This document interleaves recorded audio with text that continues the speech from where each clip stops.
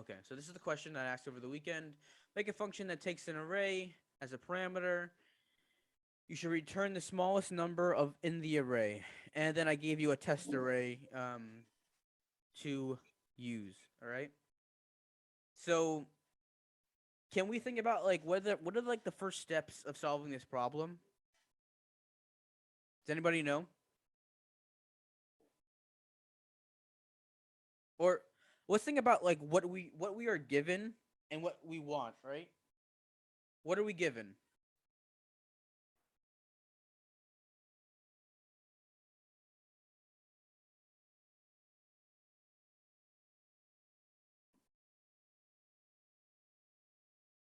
Yeah, awesome, Joel. We're given an array. Need to label the array with a variable. Well, I guess technically we could do that, but when we're given our function, I'm just gonna open a replit real quick. When we're given a function, mm, uh, our parameter already has a name, right? When we function ARR, um, if we're gonna pass, uh, I'll give it a name too. Function number find. Yeah, number find. Very stupid name, but whatever. So this is really our very very first step. We're making a function. A function is defined by the function keyword and then the name, and then we have a parameter. And I said that this function takes an array as the parameter. So the array passed into here is already um, set to ARR. So if we were to access ARR, you know, we have access. If it's an array, we already have access to every index in the array through box notation, right? And remember what box notation is? That's how we access each individual index in the array. All right. So we have a function that takes an array. That's the first part of the problem, right? Make a function that takes an array as a parameter. Cool. You have to return the smallest number in the array. Okay. Uh, so you know, what do we need to do in order to find the smallest number?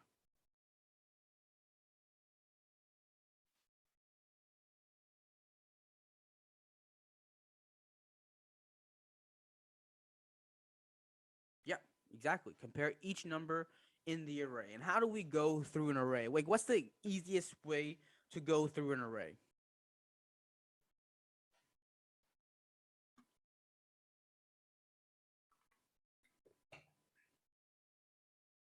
Exactly, Samantha. A for loop or a while loop. All right. Okay. So I'm gonna make a quick little for loop for let I equal 0. I is uh, smaller than array dot length and I plus plus. Nope, nope, plus plus. Okay. And let's go over like what's in this for loop real quick. If we don't remember what the parts of a for loop, the expressions in the for loop mean. So we're setting the I variable to equal 0. We're making sure that I has to be smaller than the array dot length. So like in a while loop, while we would say while I is smaller than the array dot length, and we're running this while this is smaller than this, right? So that basically is the same purpose in the for loop in the second expression. We're looking for a stop expression, right? And then, and every iteration, every time we run through the code, we're adding one to I. All right. So we're going 0, 1, 2, 3, 4, 5, 6, whatever until the array that length is reached, or smaller than array that length. Okay. Okay. Um. Cool. Now, so we had to say we had to compare each number in the array. All right. How would we do that? Let's think about this real quick. Um, we would want like a pointer, right? Something pointing to the smallest number, and then we would return that smallest number, right? And I'm gonna put down my array inside the code that I had.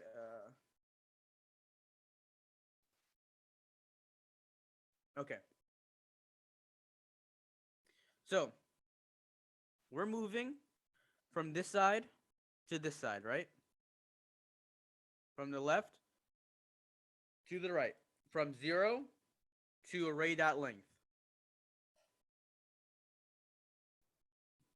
So, can't we set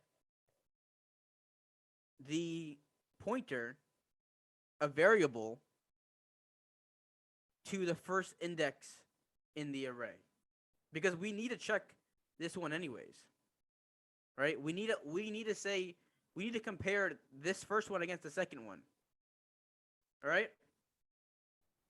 So we'll make a a variable named smallest number and set it to array at index 0. All right? Okay? And actually, we don't need to set our for loop to 0 because we already have an index at 0. So we can start it at 1. Right? So, what would we do now? We already are going through every single iteration of the array, every single index of the array. What do we have to do? What do we have to do in order to say this number is smaller than the smallest number variable that we have?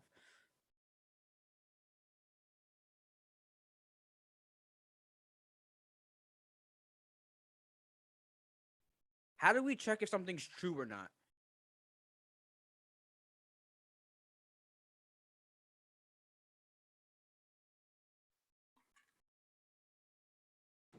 An if statement.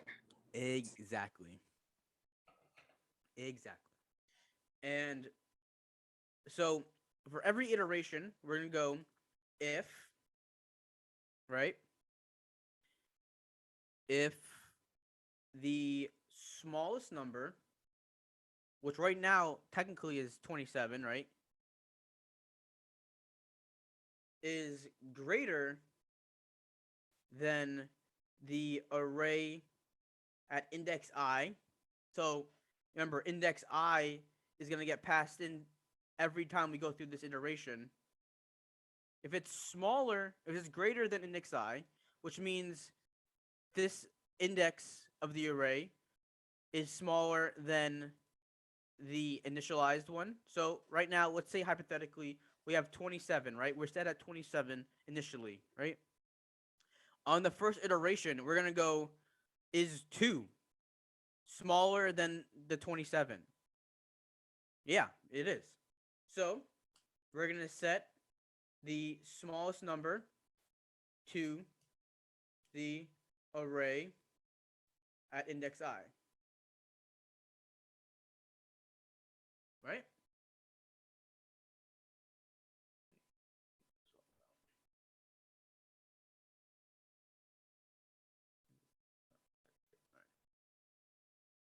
Okay. So if the if the number if the smallest number is greater than the index of the array that we're at, we're going to set the smallest number to the index of the array that we're at. Okay, does that make sense? So we're going through. You know, we're seeing. We're starting at 27. We're matching 27 against 2. You see that 2 is smaller. 2 is smaller than the smallest number, which is 27 right now. So then we're setting 2 to be the smallest number. All right. Then we're going through. We're seeing if 2, which is the current smallest number, is smaller than 6, which is not. I mean, it's greater than. We're seeing if 2 is greater than 6, which is not. So we're going to keep moving on. We're seeing if 2 is greater than 7. It's not. So we're going to keep moving on. Then we come down to 2 and 1. Right? Let me see if I can make this a little bigger for you guys. Between 2 and 1. All right? We see at that point that the smallest number, which is 2, is greater than the current array iteration index, which is 1. And then we're going to set the current index to the smallest number. So now 1 is our new smallest number. Then we're going to walk through. We're going to see if 2, the new array index, is smaller than 1, which is not. So we're going to keep moving forward. And then we come upon 0. And we see that 0 is smaller than the smallest number. So then we should do what after all this? So we ran through all this. Now we have our smallest number. We should return, right, the smallest number. But that's not gonna do anything for us. So I want to see it visually. So I'm gonna console.log it. Not that it matters, right? So I'm going to say number find test array 0. Oh, I guess it returns to the console no matter what. So yeah, 0, because 0 is the smallest number. Okay. This is like a very basic question that I wouldn't even say you would get asked this on an interview. This is almost too easy to get asked on an interview. If you get asked this on an interview, someone likes you, and you have favor. So, but we see what my process is when we're answering these questions, right? We break down these complex ideas into small, manageable bites, you know? And that's what's really important. Now we're gonna do more another one of these questions that's a little more complex later on today. I need to know if we're ready to move on to that point, or do you want to do another simple question before we move on to the next point?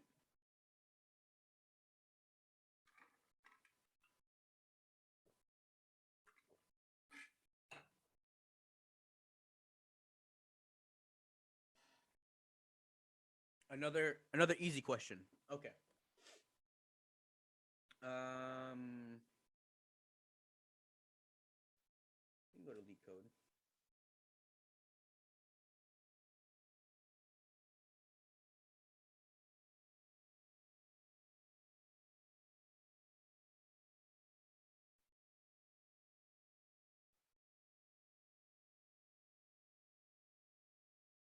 Hmm. Okay. I'm gonna do.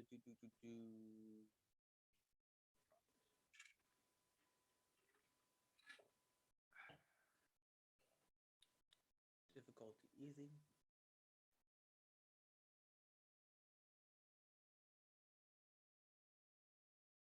Ooh, reverse.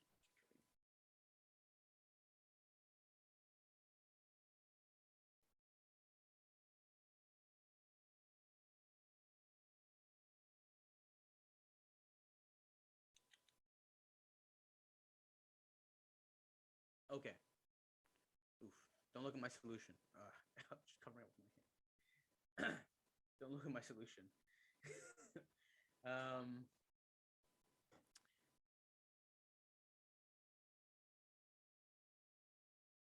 Yeah, no problem, Mohammed. Um, JavaScript is way easier than JavaScript. I mean, Java is way harder than JavaScript, um, because it's strongly typed and is object oriented, for the most part. And but I'm trying to teach, really the not really the language. The language is important. The syntax is important, but the principles of programming is what we're really learning here. And I feel like if you learn one programming language, it's very easy to transfer to another programming language, especially if you learn Java, C++, C Sharp, any of those strongly typed languages. Moving over to another language like Python or JavaScript would be super simple, um, because you know the fundamentals of programming. So I like this palindrome number program, palindrome number problem. I'm just going to don't screenshot this. Delete the solution that I created before in Java. Okay. So given an integer x, return true if the x is a palindrome integer. An integer is a palindrome when it reads the same backwards as it is forwards. Right? Oops. I did it with strings. Okay. Okay. If it reads the same forwards and backwards, right? So, um, let p numbers equal 121, 132, 141, 858,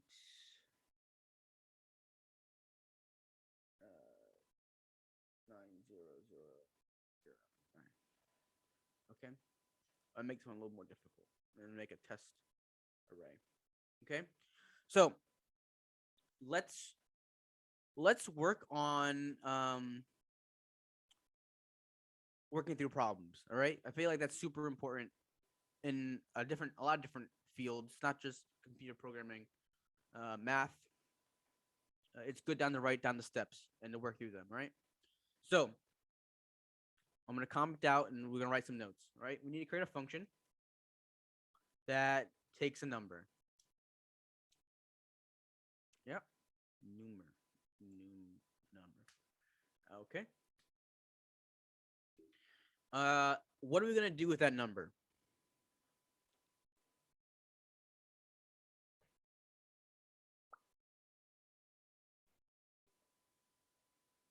How do we see if a number forward and a number backwards are the same?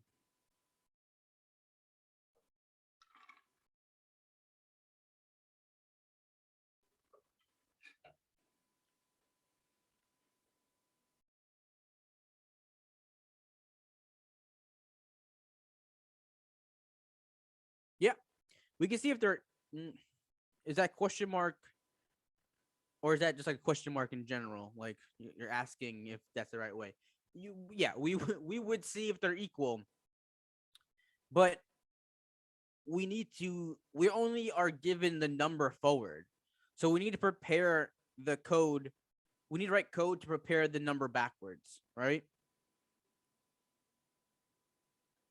And there is a simple way to do this, but we're gonna do it a little bit of a harder way so we understand the basics of okay, Mohammed. Uh let's think about the number itself, right? Let's think about the data types we have. Um we have numbers, we have strings, we technically have a collection of numbers and strings, which is an array. We have objects. Um can we turn a number into a string?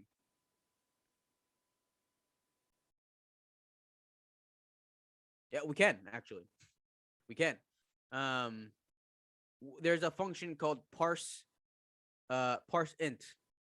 which takes an integer and turns it into a string. And can we turn a string into an array?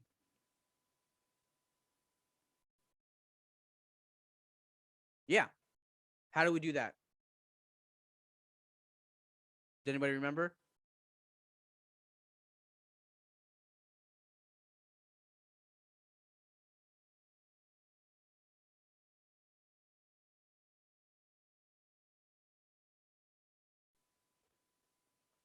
Remember, all these data types, they come with pre-built-in functions, you know? So we're gonna search up whenever, believe me, please do this 100% every single time, all the time.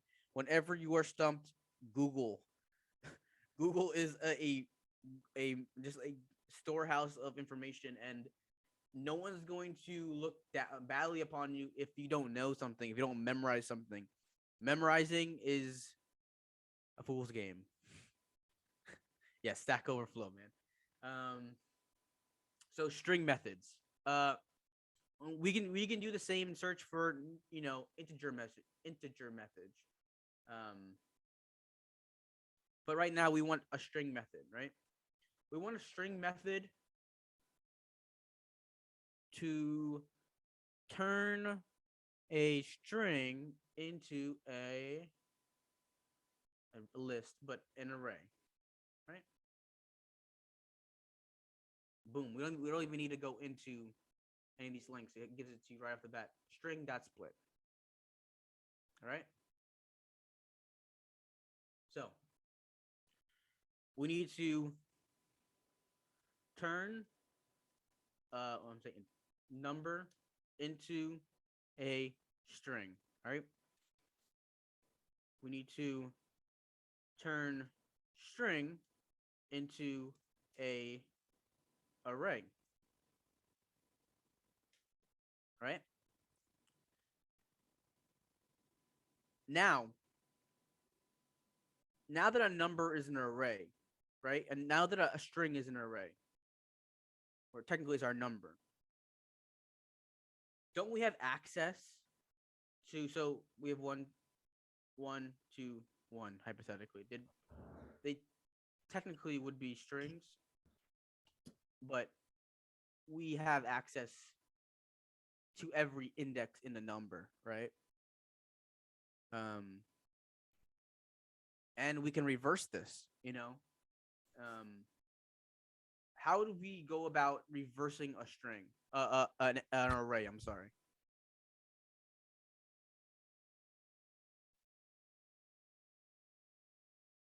How would we go about accessing?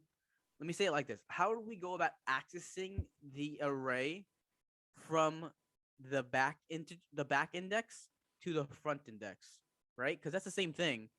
If I have an array, um, if I have an array that has some letters in it, right?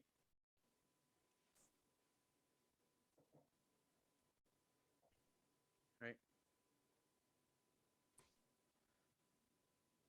And I'm just going to say let let right.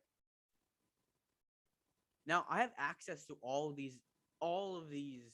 indexes in this array, right? I can just say letter array,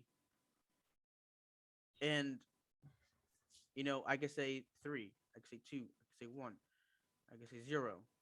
You know, how do we access an array systematically from back to front or front to back? We just did it. We literally just did it.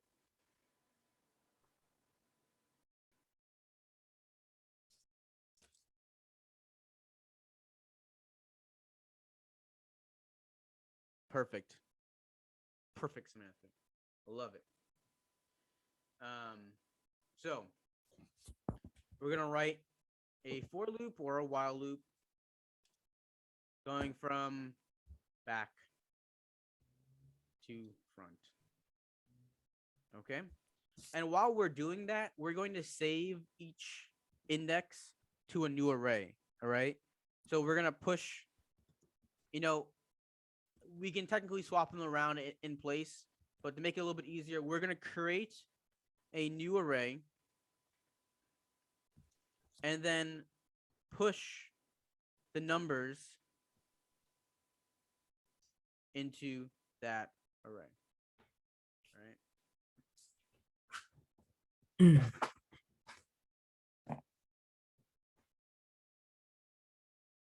Okay. Now we have a new array with the flipped numbers. Oops, almost knocked over my water bottle. We have a new array with the flipped numbers. All right. So all we have to do is reverse what we did here. So we have to turn array into string, right? And then we have to turn string into a number, and then we have to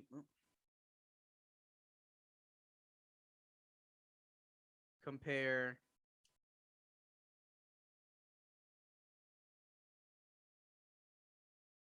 not confused.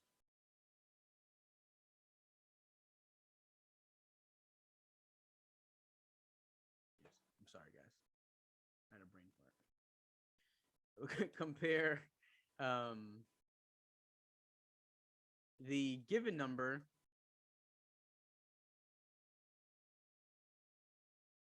to the number we created.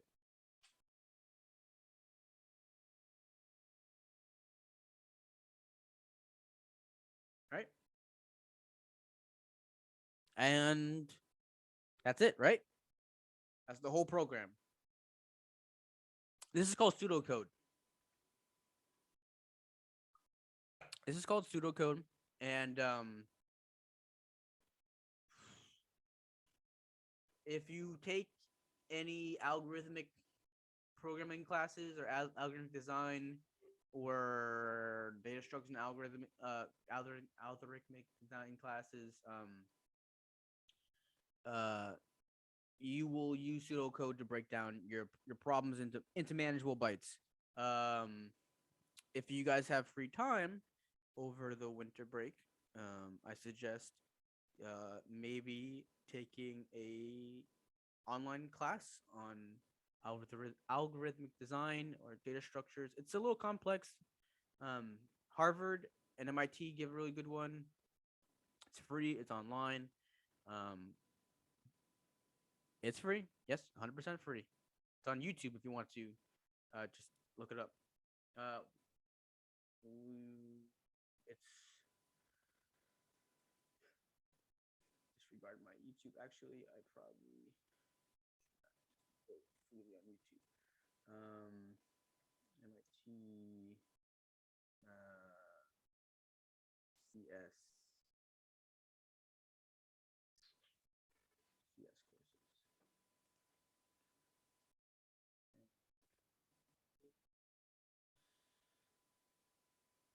Yeah, it's called OpenCourseWare, and it's free. Exactly. Was that Mohammed or is that Ryan? Couldn't tell. Yeah. All right. Anyways, yeah. So it's free. I don't suggest you learn how to program that way. But if you already know how to program a little bit, it's definitely a good class to take. Um, when I first was learning how to program, I took that. I would take that class, or I would listen to that class on the train ride to my job, and on the train ride home, and it didn't really sink in as much as it should have. I had to take it again, but it's definitely a good class to listen to. If you don't want to take that class, there are other options for learning how to code over the winter break. And actually, I want to talk about this real quick. Me and Vanessa were talking about this before class. Let's talk about the winter break for half a second.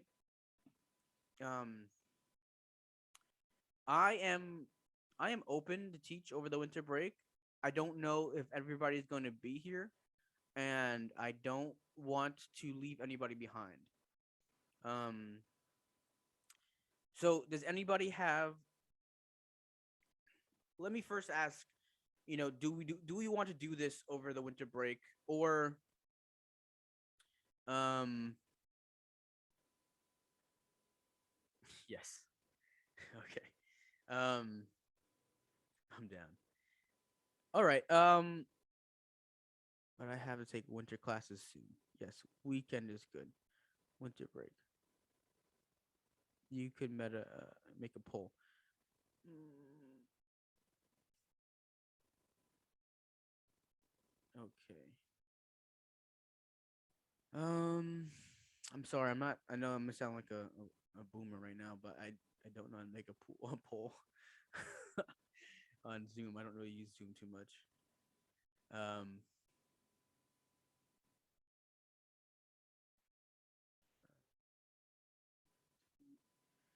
more. Well, maybe we'll make a poll for next time. But let's just think about it. Maybe if we don't do it during the day, that's fine. Um, Mohammed, you're new, but everyone else kind of knows that I do a Saturday morning Twitch stream. Um, we can continue it there, or we can maybe we can together do like a combination of like I can help you guys walk through a Code Academy um course. I don't know. We have to think about what works for everybody.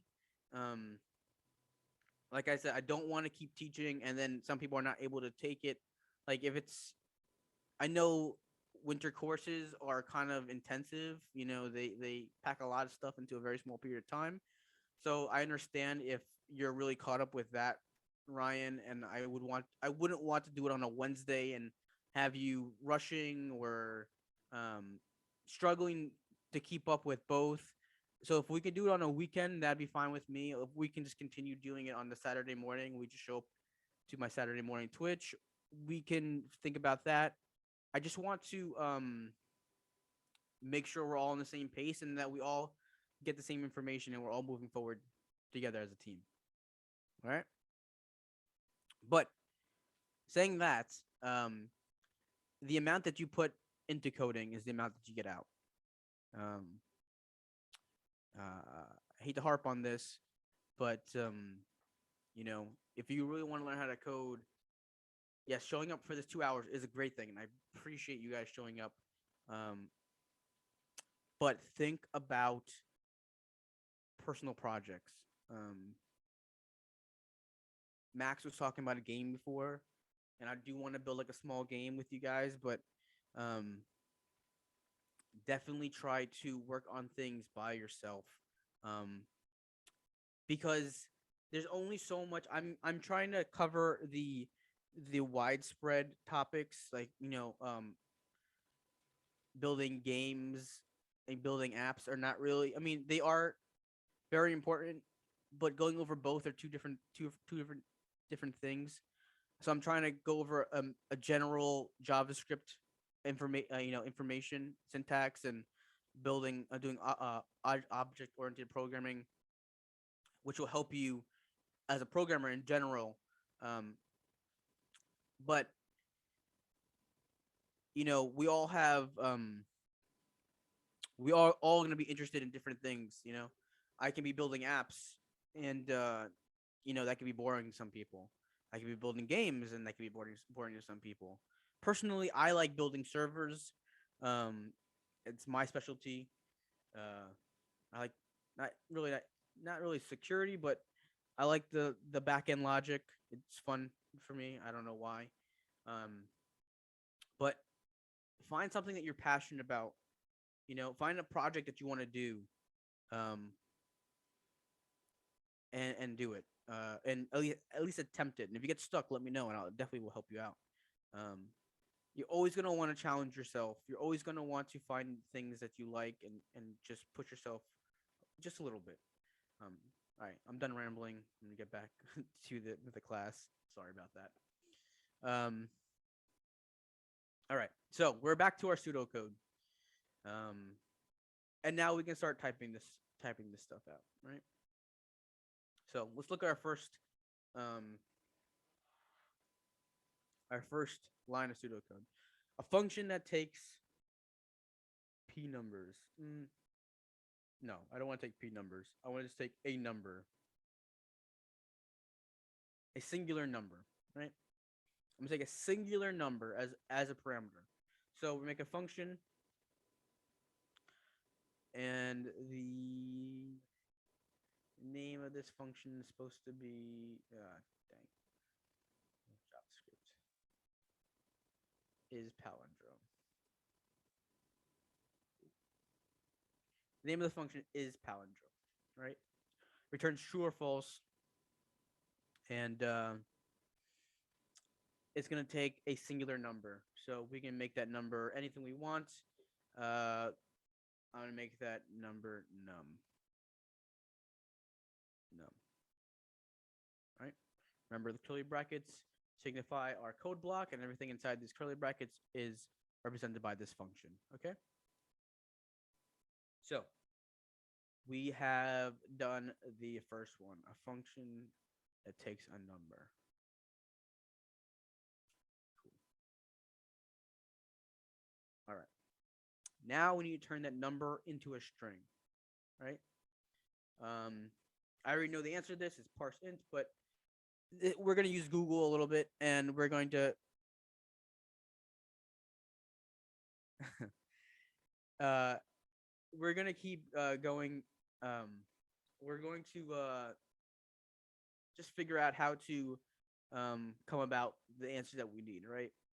The answer is parse int, but we want to turn um, string into we want to turn a number into a string. JavaScript, boom, right?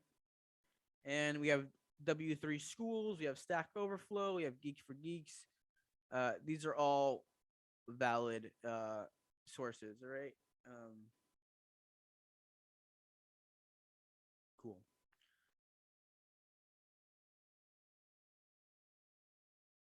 All right, we can look at the examples. So we're seeing that we call toString on the number, it turns into a string. All right, super simple. ToString. We can also use parse int, I believe, but this is also a valid answer. All right. So we're gonna take the number that we got, and we're gonna turn it into a string, right? So let's call this num string. Okay. And we're gonna set that equal to num dot to string. Okay. Now, I do this all the time at work. I write some code, but does it work? Like, do I know that it works? Like, I don't want to move forward if I don't know that I'm in a good spot already, right? So we're gonna break out the old console.log, and we're gonna console. Uh, sorry about that. Num string. All right, and for reference, we're just gonna call is palindrome with 121. Cool. And it returns to me 121, which is this number as a string. I will show you the difference between a number and a string in this console. It's kind of hard to tell, but we can see that a number would be a different color, an orange color, right? So we know that this number is not the same as, sorry about that. It's not the same as number string, right? They are the same. They hold the same contents, but one is a string and one is a number, right? If I wanted to add a string to this, I should be able to If I wanted to add a string to this, I'm hopefully gonna get an error. That's not good. That's just JavaScript being terrible. Okay. But you cannot add a number and a string together. In that situation, we have turned number into a string. But for the current moment, number is a number, num is a number, and num string is a string, right? Okay.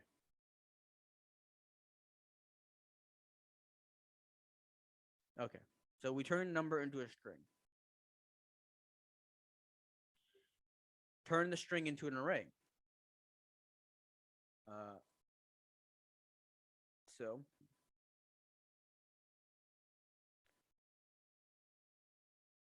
I'm gonna call it num string array so that we know which one it is. And what was the how do we turn a string into an array?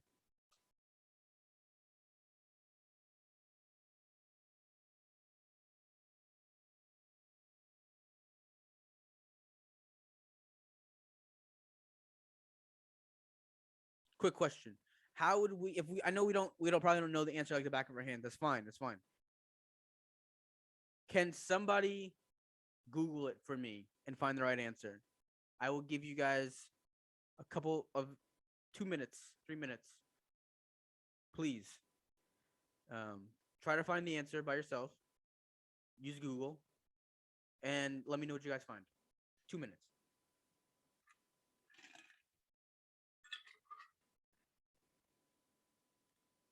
Exactly, Ryan. We don't even need 2 minutes. So a string has a method that's attached to it. Methods and functions are essentially the same. A method is a function that is built into a an object. All right. Cool. So we're gonna split this string on nothing. The split function takes a parameter, which is the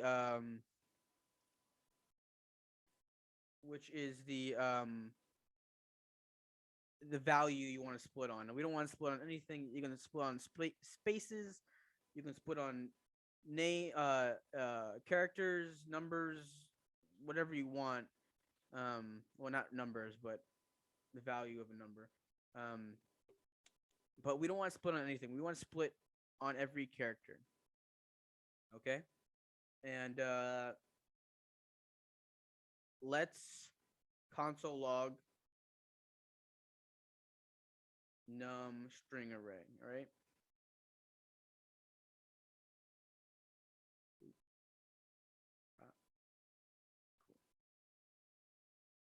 So now we have an array. We have an array of the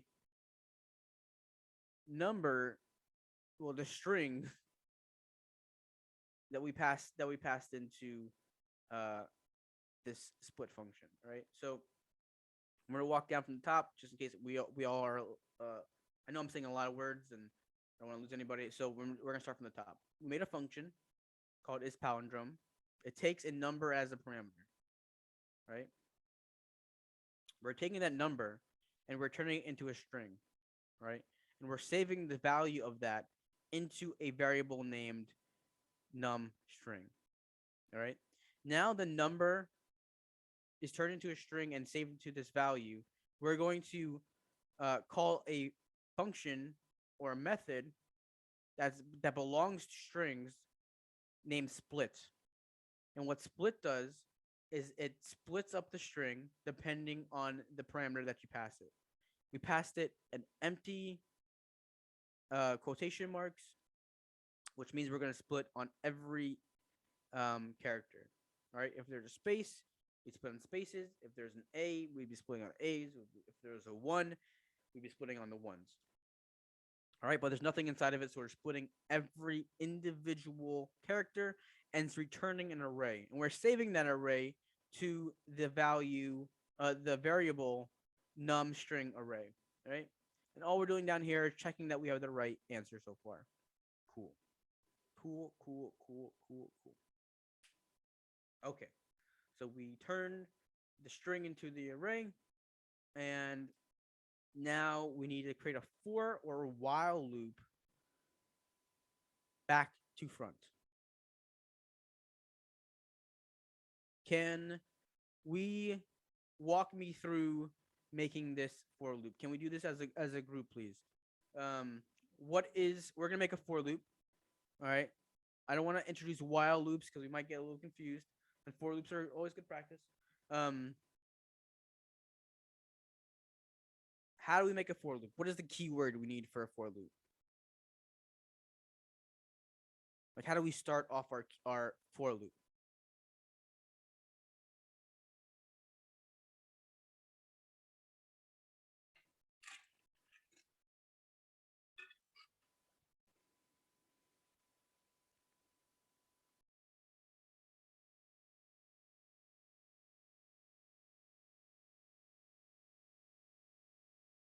For value, starting value, end value. Very good. I was actually just looking for for. I'm sorry if I was confusing. We start up our for loop with a for, all right? And then it takes a parentheses. I'm sorry, guys. I know that we really overthink a lot of programming. We think it's difficult, but it's not. I'm not smart. Let me tell you guys right now. I'm not smart. I It doesn't take a genius to be a programmer. All it takes, all it takes is thinking about stuff while in a very programmatic, systematic way. All right. It doesn't take a genius to be a programmer. Yes, a lot of programmers are very smart people. Um, but don't overthink these things. Don't think that you're wrong. You probably all knew the answer for that. You all look, all of you, 444. You guys are just you guys are a little shy. I understand. You don't want to be wrong, but sometimes nobody in the class. I mean, you guys know programming, some of you, but I wouldn't say anybody here is a pro. Um, and no one's gonna judge you if you're wrong. You could said while you could just said anything. Nobody would have known. All right. You want to privately DM me, you can do that too. That's no problem. Um, so four. That's the first part. All right. What's the second part of our for loop? It's this expression right here, right? And this expression takes three. It's actually three expressions in total, but it all goes inside this parentheses. All right. And I'm not going to ask you what goes inside here because this is a little bit difficult um, to think about. But normally, what do we put inside of a for loop, right? Um, our first part, like we want to put our starting value and our end value, like Samantha said, right? So our starting value, we need to start at the end of this array, right? We have to go from the back to the front. And how do we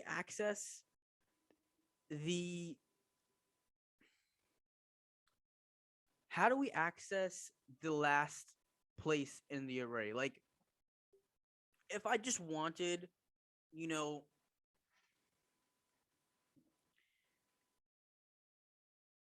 let's say I had six um pennies, right? I'm gonna draw this because this is bad. Let's say I had six pennies, right? Oh god. I'm really sorry about these drawings, guys.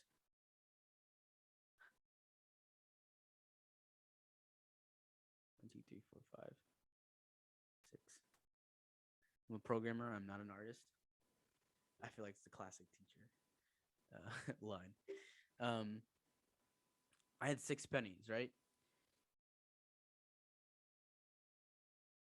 Um, if I was actually the value of that, it'd be six, right? because they're all one. So when we have an array, how do we know how many objects are in that array?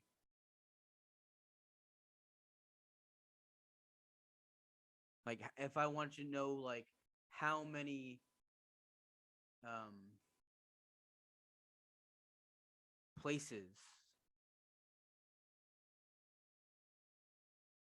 and this is not in zero format, so really it's yes.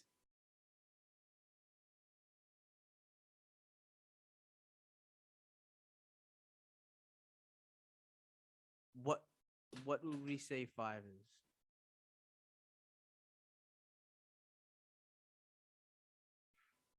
5 is the last, right? But 6 is the length, right? So we want to find the length of the array because the length of the array will give us the total number of objects inside of the array. All right. But it's not going to give us the last position. So we have to say array dot length -1, and then like that would give us the last position inside the array, right? So let I equal.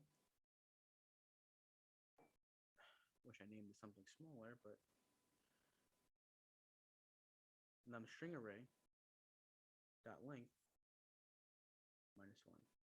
And let's just check if this is the right number, right? I'm just gonna comment out this real quick. So if we go console.log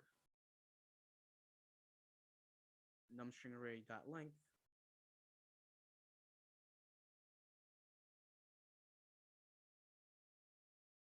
it's giving us the number of 3, right? But we don't have like that's how many objects are in the array, but that's not the number of indexes inside of the array, right? I mean, it technically is, but we started at 0. So if we say -2, oh, I'm sorry, -1. -1, this will give us the last index inside the array. So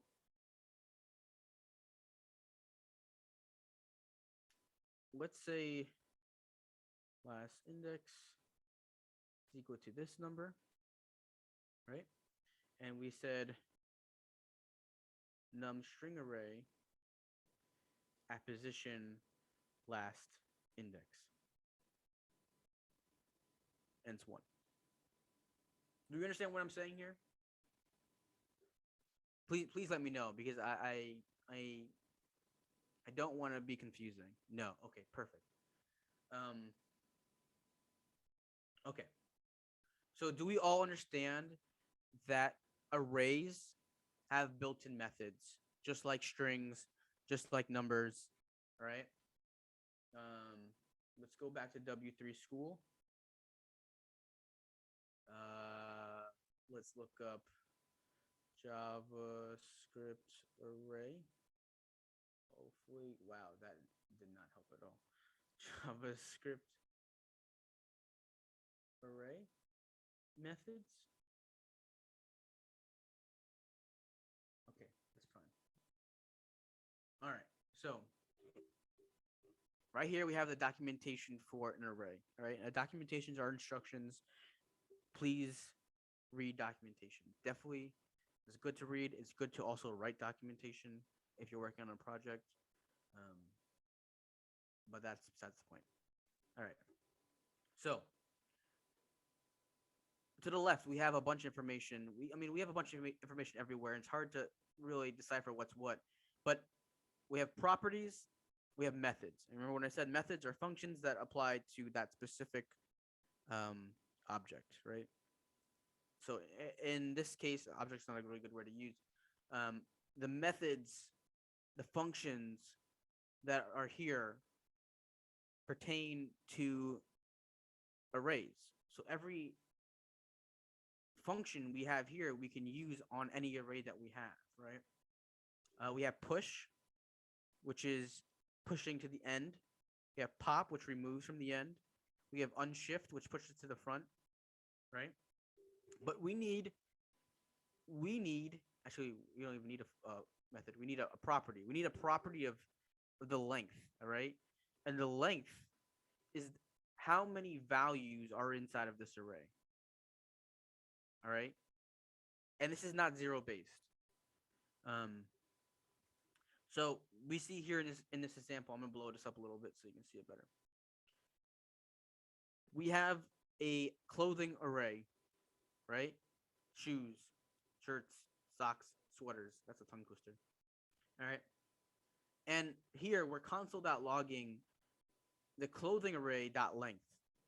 And that will return how many values are inside of this array, right? We have 4 values inside of this array, right? Does everybody understand that?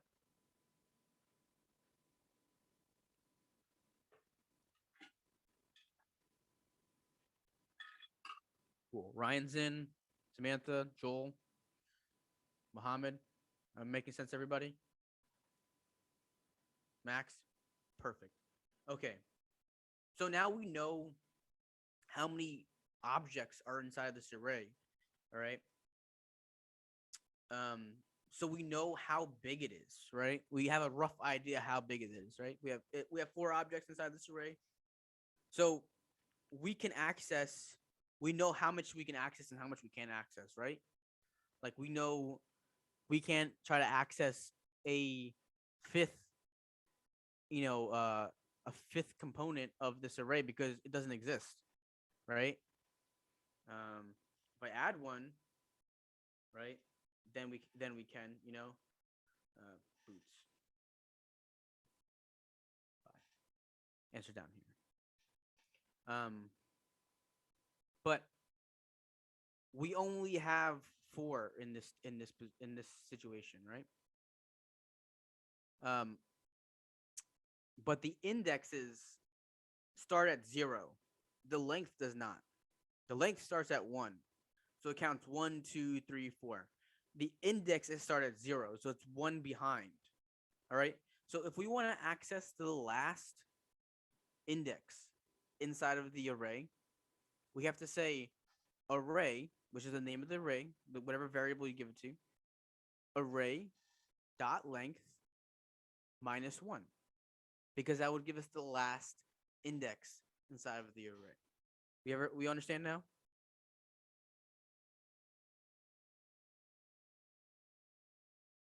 Cool. All right, back to our program.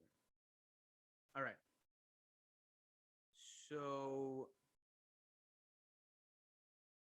cool. I can delete all this stuff. Okay. So in our for loop, we want to start at the back and we want to move to the front. And the first expression in the for loop, like how we have 3 expressions separated by semicolons, right? The first expression is going to set where we start. And we want to start at the back. So we're setting the I, which is the number that we loop through, remember? We're setting the I to the last number in the array. So the array dot length minus 1. That's the last index inside of the array, okay? Then we're going to say I needs to be greater than or equal to 0, right? Because we're moving backwards. So the numbers are getting smaller. All right? But if we go past 0, there's no array indexes past 0. So we'll be out of bounds, So we need to keep, so if we're going to understand a for loop, this first expression sets where we start. This second expression sets where we end. And this last expression does what?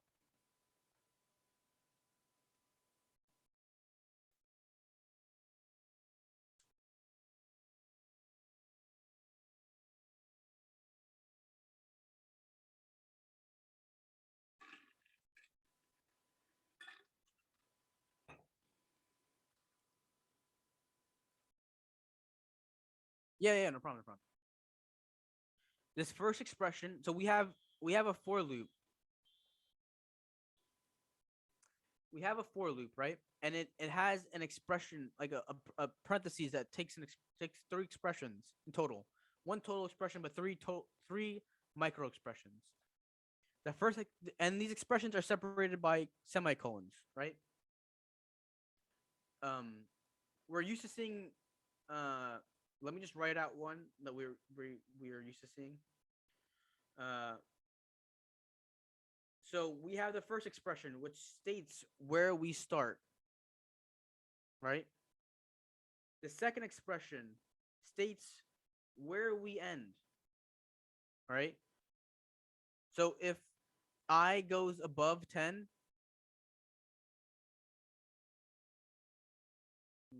I is smaller than 10, yeah. If I goes above 10, this will end. And the last expression will do what? It will it will move exactly, Joel. It will move our eye. So if we just loop, we will be looping forever. It will be looping and looping and looping because our eye is never changing. But we need to set a a change to our eye every loop. So every eye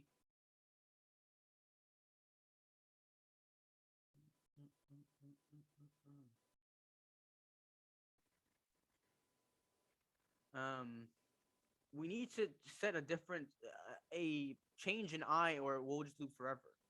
Okay? So in our case, we want to move down numbers, right? We want to go from the last integer, the last index in the array to the first one. So how do we do that, Joel or Samantha or Ritu or Mac, anybody? How do we go from the highest number to the lowest number? Obviously, not automatically, but one by one. Subtract one. Exactly. And the way that we do that programmatically is we say I minus minus. Perfect. Cool.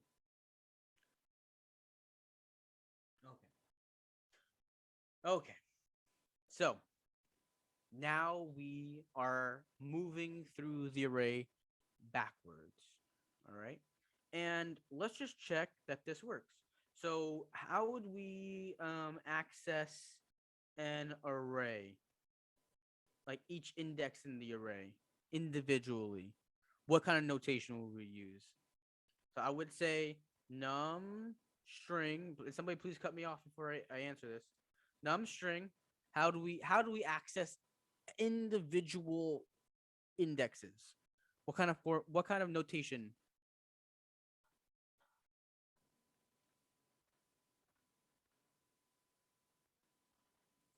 And this is valid in Java and Python. I'm just gonna put that out there. And C++.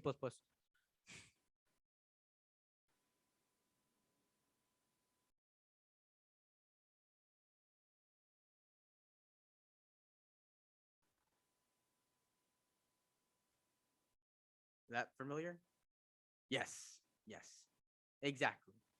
Um, so we would put a box that that lets us access the individual indexes of the array, and we have an I value that's going from the last index to the first index, right? So all we have to do is pass in I into there, right? And I'm gonna pass in a little more of a complex number so that we see that it works. They're all palindromes. I'm gonna choose one that's not a palindrome so we see the difference. Um, so we can see that we started at the last one, 2. We move down to the next one, 4. And then we end up the last one, 0. Cool, right? We went backwards through the array. Cool. Okay. And so we completed this one. We created a for loop back to front.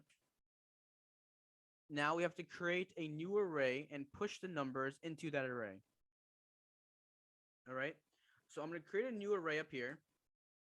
I'm going to call it return array. and I'm going to initialize it to an empty array. Right? Now use very specific verbiage in that last comment. How would we push the numbers that we have into this array? And we're already moving from back to front. So all we have to do is take the value that we have right here and move it into the array as is, right? So what do? We would access the return array, right? And remember how I said arrays have methods. Well, no, because if we equal it to this number, right, we're going to save the index that we're at right now to that array, right? Let's go back to the page that we were at, and let's look through the documentation, okay? So I'm going to come back to this methods page, and I'm going to look through these. And I'm just going to look at the names because I feel like the names could probably help us out a little bit. At, concat, copy within, entries, every, fill, filter, find. These are all really good, interesting names, but they don't really seem like they would really help me. Find index, flat map, for each. That's very curious too. That almost sounds like a for loop, but it doesn't seem like it's going to help me. From, includes, index of, is an array, join, keys, pop. What's this push function do? A push function adds one or more elements to the end of the array and returns a new length of the array. That sounds pretty good. It will take one. So we want to push cows to the end of this animals array. And then we get a new array with cows at the end. That sounds legit. Let's see. So we're going to use this push method and put the index that we're at currently and push it into the array. Cool. Let's console.log. And we notice that we noticing a trend with console.log. Yeah, exactly. And now we want to see that we're doing it correctly. So I'm just gonna look and see if the array looks right. Oh, cool. Now I've taken this number and I've reversed it. Super simple, right? And Samantha, for every hard problem that you think there is, someone's already have written code, pre-made methods to help you out. So please look at the documentation before you start going crazy. There's a bunch of documentation out there. You just need to Google in the right way. So we've already reversed this. We reversed the numbers and we pushed them into an array. Cool. Turn array into a string. Okay. How do we turn an array into a string? Where would we look to find that information?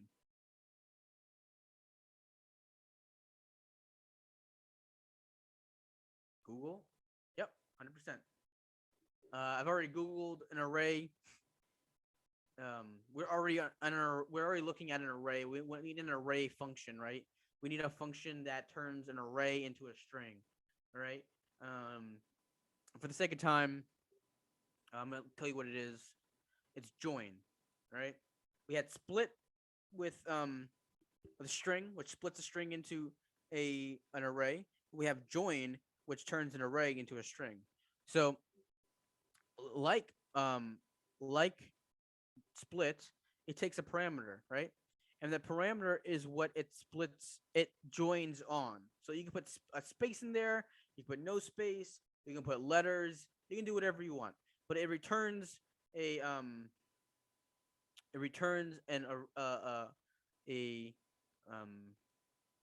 string. It returns a string from your array. So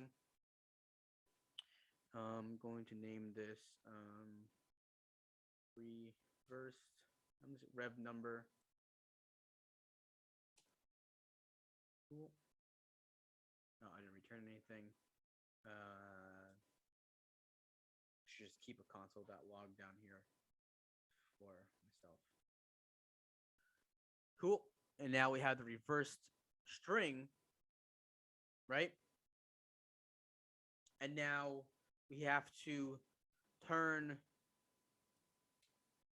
the string into a number, right? And we can use Google again, you know, turning a string into a number, JavaScript right there, boom. It's gonna tell us we want to use parse int,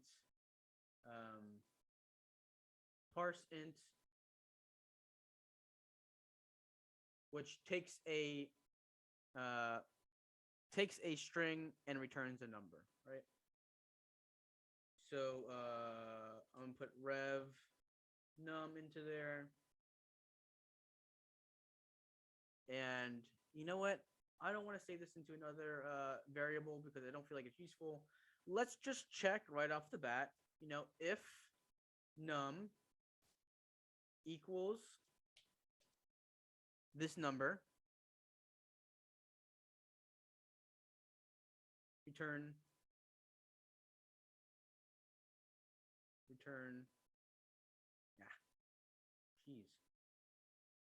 return true. Right? Else, false. Return false. Cool. So that's the end of our function. Just gonna move this closer up. And it's gonna return false because those numbers are not equal. Turn this number into a 1. True, because those numbers are equal. And we can do a little more. Let's see if we can do this. Number dot for each.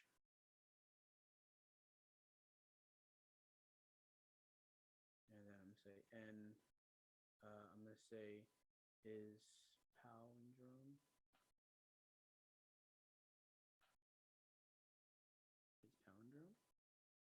Inside. So this is a method attached to an array for each method, which literally does what it sounds like. It's gonna place the function that we write in here on every index. Oh,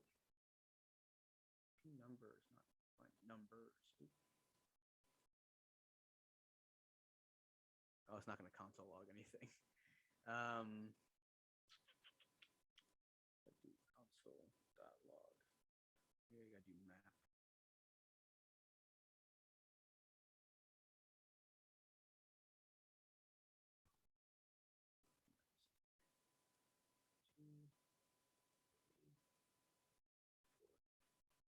Why aren't you not letting me?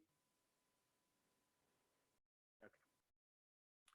And what it's doing, what the for each function is doing, it's running an anonymous, it's called an anonymous function. We're putting a function as a parameter in here, right? Which is kind of cool. So what this is saying is this is the parameter n, which stands for each index inside of this array. And we're going to pass n into this is palindrome function, which is the function that we just wrote. We're just console logging the results. Okay. Don't get too caught up about this. This is just a little bit extra. We're just checking our work.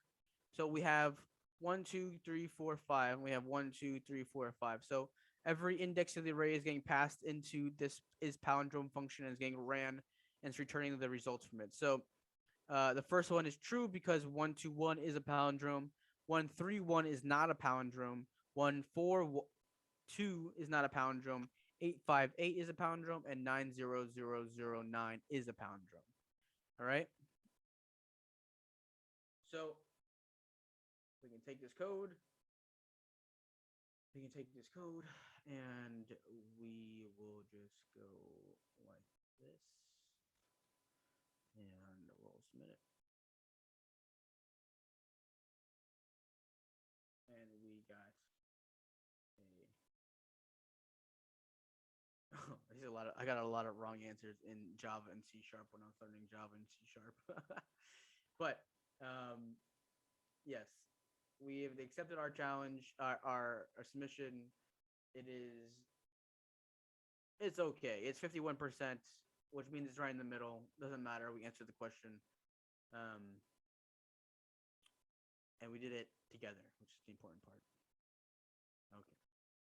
How much time do we have? We have 30 minutes. Do I have enough time to go over linked lists? Okay. Does anybody feel confident enough to uh learn something harder, or do we want to just keep going with questions? Because we have enough time to probably cover another question. Um I don't know if we have enough time to learn something new. I was gonna go over linked lists, which are kind of interesting, and they will be 100% a question you get asked if you go for an interview at a larger tech company. This being said, please get your resume together, get your portfolio together. Internships are starting to accept applications. Google has an internship. Um, Bloomberg has an internship. Amazon has an internship. Um, and there are also other companies that have internships around the city. Uh, JavaScript is a very much needed um, language. Also, if you know C++, Python, these are all. It is super easy to get a job right now, especially during the summertime. As a student, you'll have time, um, and I want to move on to understanding coding questions a little bit better. But I also want to get on to building applications. But it's definitely going to be a balance. So we have about 30 minutes left in this class, or this session. Do we want to learn something new, or do you want to answer another question?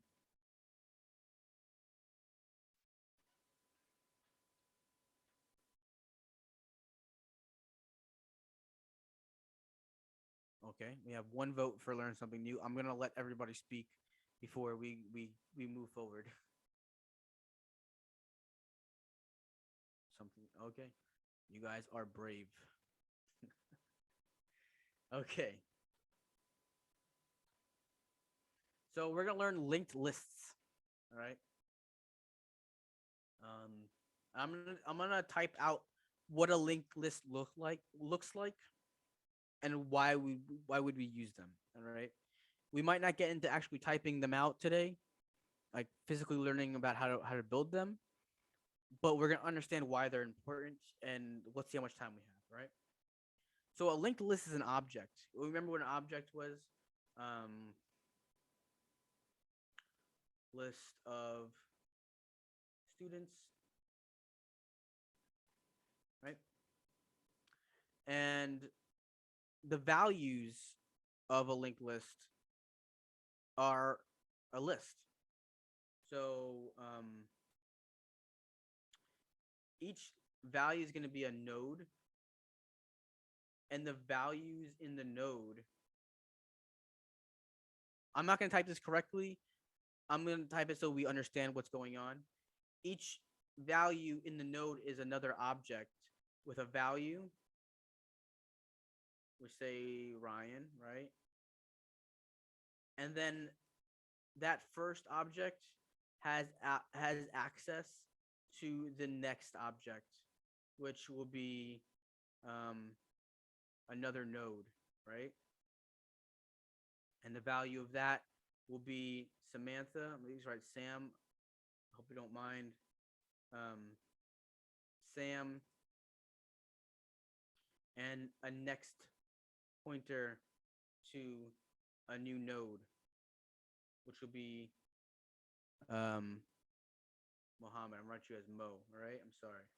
I have limited time. Mo. All right. And each value is stored into the last one. All right. So, oh, wow, bad drawing, bad. Okay. So we end up with a shapes. Oh wow. Okay.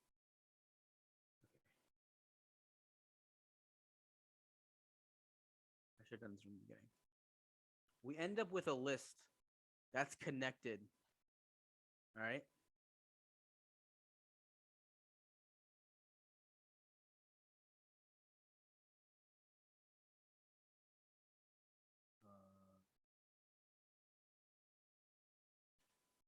Options shapes. And they're connected this way, right?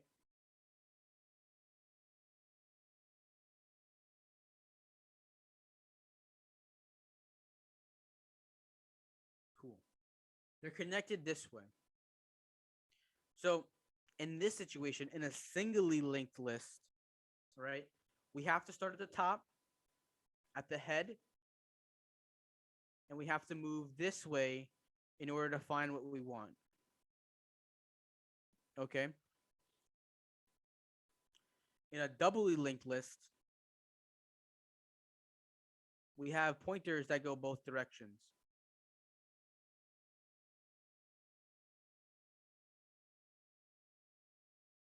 Right? And we'll have access to the head and to the tail. And then we can traverse either this way or this way.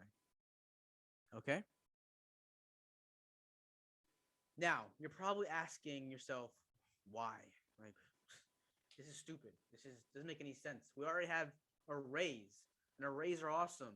You know, arrays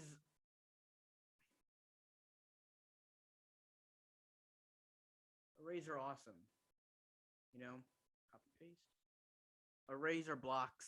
You know, and we don't need pointers. We can just access them individually. So why would we create a linked list? You know. So you'll know this if you took Java or you took C++. In those languages, we need to set how big our array is before we create it, because an array is a block of memory. All right, it's fixed. It's solid. You cannot change an array very easily. Um, so in a situation where we want to add something new to array, when we do push, we want to do pop, we want to do shift. You know, all those cool little functions that we have. What it's doing, it's basically creating a new array with an extra spot. Sorry, these not as uniform. It's creating an array with an extra spot, and then it's copying each index into the right spot.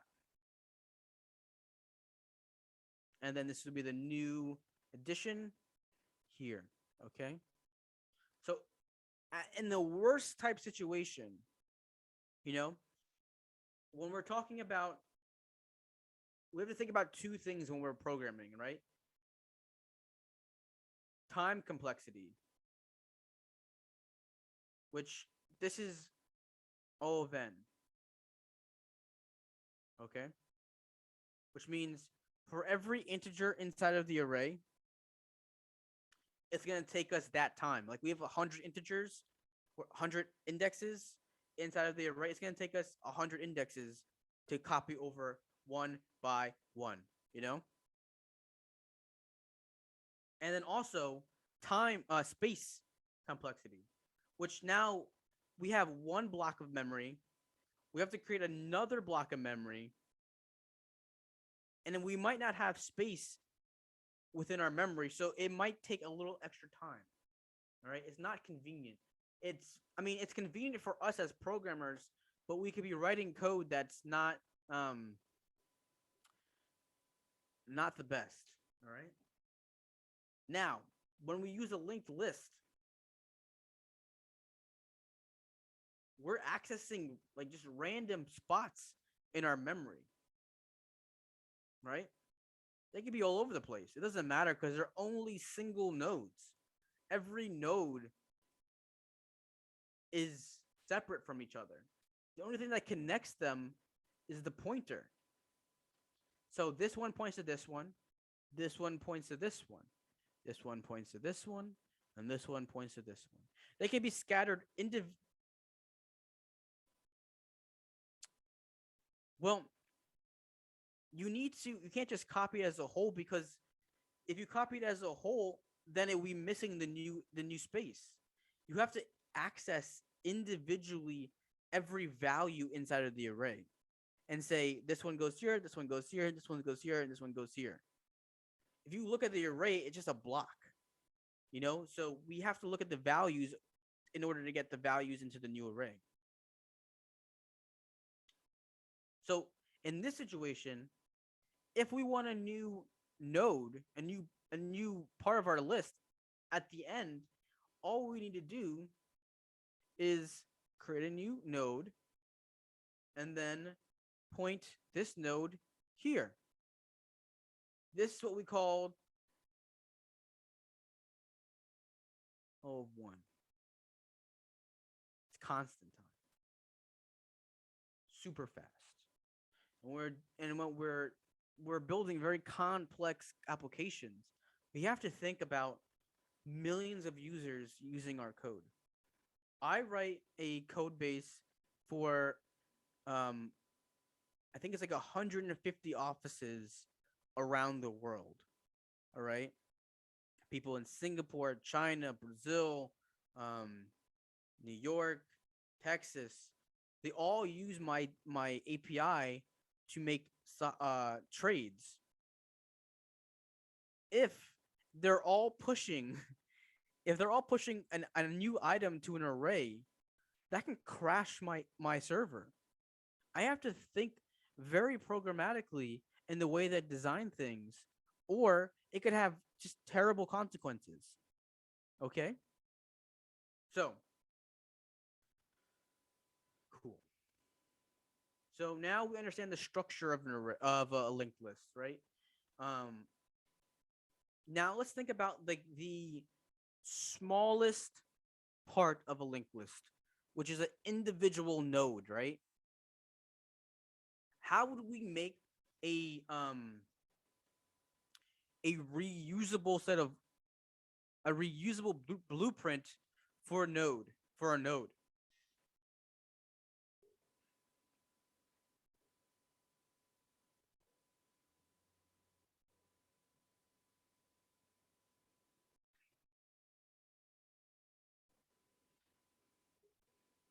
Because I'm gonna create the list as a whole, and I'm gonna give it a function, and that function is gonna take a number and it's gonna create a new node depending on the value. So it's gonna take the value and it's gonna create a new node and then it's gonna add it to the list. All right, but the first part of that is creating the node itself. So let's think about, you know, um, creating reusable objects. How do we do that? We talked about it last week, and hopefully we can remember how we create a blueprint for an object.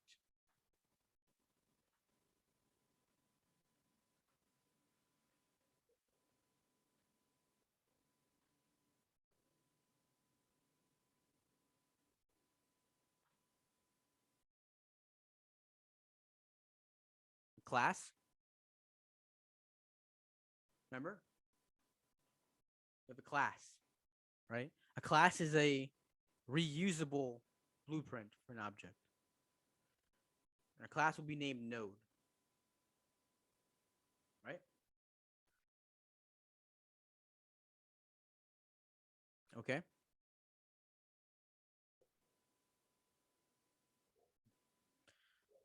Right.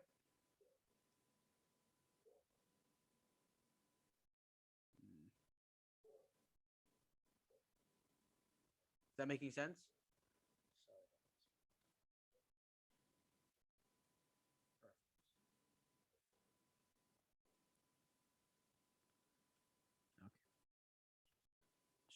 set up properly. Okay. So we have a class. And let's try to remember what what values, what keys is a better word, do we need to store inside of this class? Like let's think about what makes up a node in general. Remember? Let's go back to my drawing. Wow, yikes.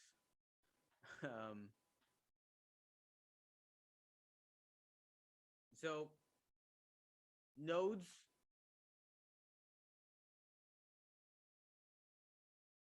are part of the list, and let's say the list is a list of students, right? That means every node would be a student, right? So if I'm at this node,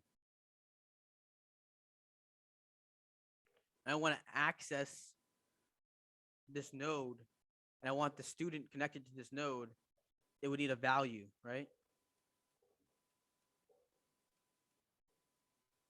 Sorry, that's a U. Right? So we would need a value key, right?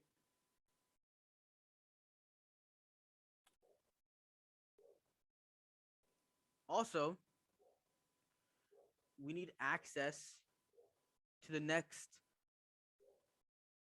node. So we would also need a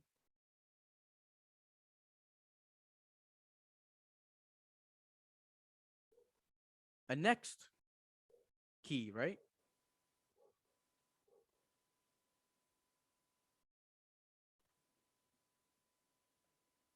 Now, when a list, when a object is created, a node is created, right? And it's put onto the end of a list. Does it have something behind it? Like if a list is last, right? It's still gonna have this pointer, right? Because this pointer is part of the class. You can't take that away. But is anything here? No, nothing's here. So we're gonna make this pointer equal to null because we don't need it to equal anything unless we say so, and we can do that inside of the list itself. All right. When we create the list, we're gonna create a list function for adding a new node, and when a new node is added, we will set this value. Okay. Okay. Now um let's think about creating this this object of this node, right? I'm gonna call this new node and set it to a new node, right? Uh, but we don't have access. Like in this situation, this is just an empty node. Wouldn't we want to like pass a value into here so that it could be saved as the value of the node? Does anybody have any clue how we would do that?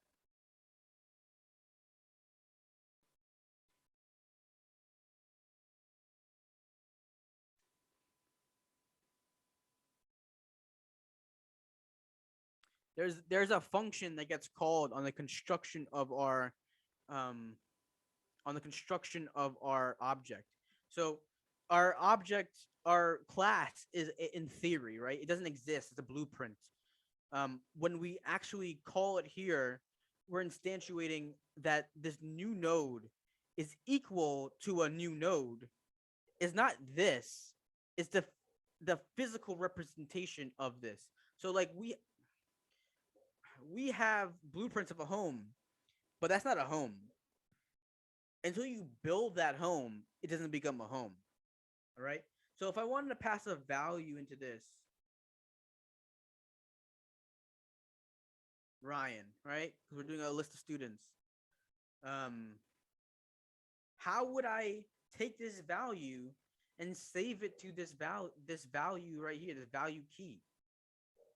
There's a function that gets called when we build a when we construct a a object from a class, and it's called a constructor.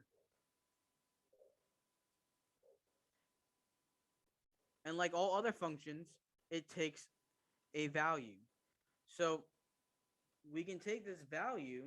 Well, that's a bad word because I don't want to get you guys confused. But let's say name is the parameter, right? And then I can say this, which refers to the variable inside of the constructor, inside of the class. This value is equal to name, right? So if I console.log new node, you should return to me next null value Ryan. All right, and I can make a bunch of these. This code is now reusable for me. 1, 2, Sam, Mo. I hope you guys are not offended that I am abbreviating your names. It's for time. I'm gonna put Joe. Okay. All right. And now, for time's sake, I'm gonna put these into an array. Let students equal array of new.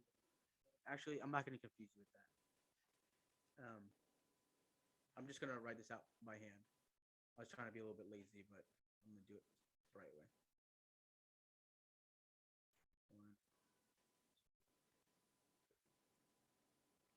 Okay. And now we have all these separate little nodes, right? They don't point to each other, but they exist. Okay? Okay. So now we have a node, and now we can start building our list, right? The list is another class, right? So remember when I said we need to move to this list from one side to the other side, right? So we need access to the first node. And remember, I used the word head. So I'm going to set head equal to null. Because when we create this, there's going to be no nodes attached to it. Okay? So I'm going to create a function within this object, right? Called add node. And it's going to take a value, right? Because every time, we'll see why it's going to take a value in a second, right? So the first thing we're going to want to do is that we're going to want to create a new node equal to new node. Oh, sorry. Node.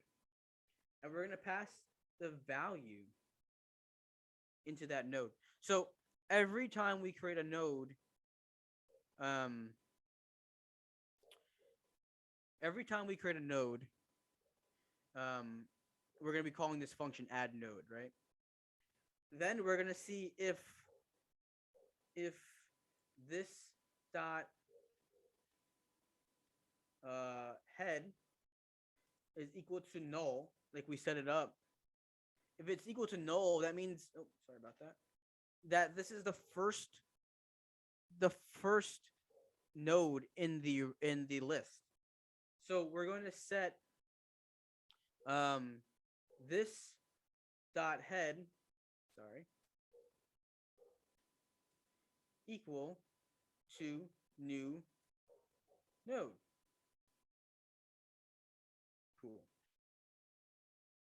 If it's not, then what do we do?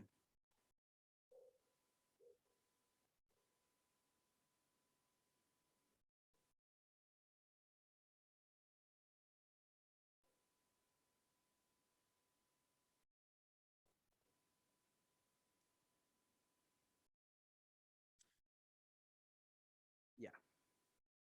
Well, what we're gonna want to do, we only have 10 minutes to do, and I don't know if I should really get any further into this. Um, what we're gonna want to do, we're gonna find um, the previous. Uh, we also should have a tail too.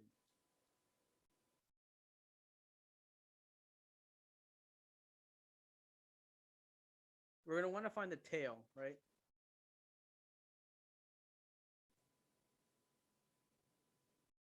And you probably are wondering right now, why is the head and the tail the same in the situation?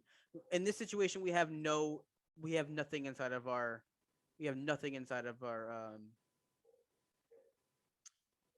list, right? So we want to find the tail. So we're gonna say this tail, right? And we're gonna set it equal to. We're gonna access this tail, and we're gonna set it to tail, or old tail technically.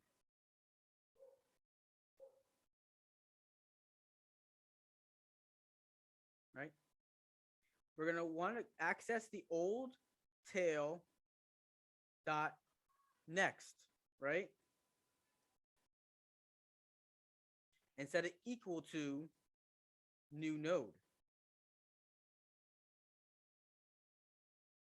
And then we're gonna want to take this dot tail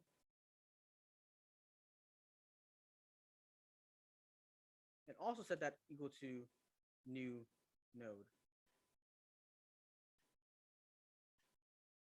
So what we're doing is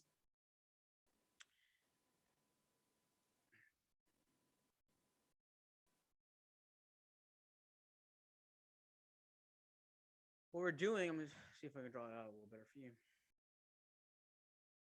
In this situation, we have access to this head, and we have access to this tail, right? And right now this is pointed to null. We're creating a new node, right? All right, Mohab, it's good to have you. Hopefully, see you next week. And assign it to the following node. Yep, exactly. Um, so we're creating a new node, and there's no act like right now. This is pointing to nothing. So we're taking this pointer and pointing it to our new node, and then we're moving this pointer here to this pointer here. So this is the new tail. All right. So if I create a linked list,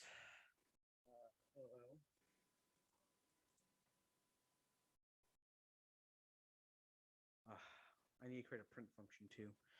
Um, hopefully I can just print this as a whole linked list, right? And then I say ll.add, add node, give it a value of 1. So I might not be able to read this yet because I need to write a print function as well. Hopefully I can just console.log it. I don't think I can though. Cool. So this is the head node. The next node is value 2, value 1. All right. This is kind of hard to understand, but we can see that the tail is the last node that I added, and the head is a node that contains a value of 1, and a next value of the next node. All right. I know this is a little bit confusing. I know you're probably thinking like, why would we even do this? We will have to work a little bit more on this next week, but these are the basics of this data structure. Um, Next week we will look on how to delete a node, how to print this linked list so it looks a little bit better than this, and how to access individual values within the node, right? But until that time, I want you guys to just think about, how we would do these very basic operations. So right now we can add to our linked list, right? What if I want to delete? Like, what do we have to do to delete from this linked list? Um, so let's say I want to delete this here. I would need to use my head pointer, move all the way down to here, right? Point this. Let me delete some of this stuff so it's not confusing. Right? I would need to point this one to here, and then I would need to delete this. Right?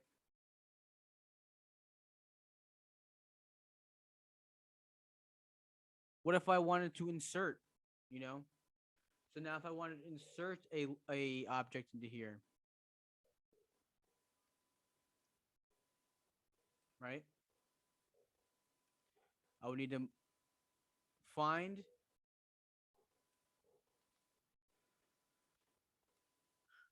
I need to use my head, find this point right here, right before I'm inserting, and find this point right here.